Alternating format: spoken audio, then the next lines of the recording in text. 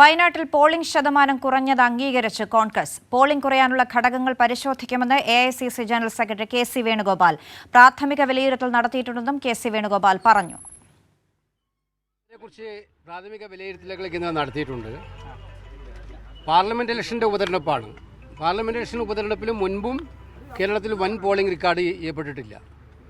അപ്പോൾ എന്തായാലും ഞങ്ങളുടെ പ്രാഥമിക വിലയിരുത്തൽ നടത്തിയതെന്ന് മനസ്സിലാക്കാൻ കഴിഞ്ഞിട്ടുള്ളത് ഇത് ഈ ഒരു പോളിംഗ് ശതമാനം കോൺഗ്രസ് പാർട്ടിയുടെയോ UDFൻ്റെയോ ഭൂരിപക്ഷത്തെ ഒരു കാരണവശാലും ബാധിക്കുകയില്ല. ഞങ്ങൾ പ്രതീക്ഷിച്ച ഭൂരിപക്ഷമായി മുന്നോട്ട് പോകും. ആത്മവിശ്വാസം കൂടുന്നതല്ലാതെ കുറയത്തില്ല ഈ റിസൾട്ടിൽ.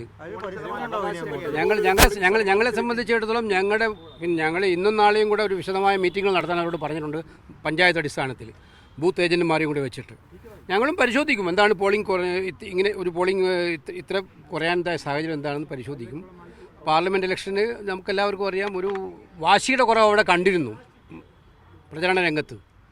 എന്തായാലും അത് മനസ്സിലാക്കും. പക്ഷേ ഞങ്ങളെ ഒരു വിലയിരുത്തൽ ഇത് ഒരു കാരണവശാലും പ്രിയങ്കാജിയുടെ ഭൂരിപക്ഷം ഞങ്ങൾ പ്രതീക്ഷിച്ച ഭൂരിപക്ഷത്തെ ബാധിക്കുകയില്ല.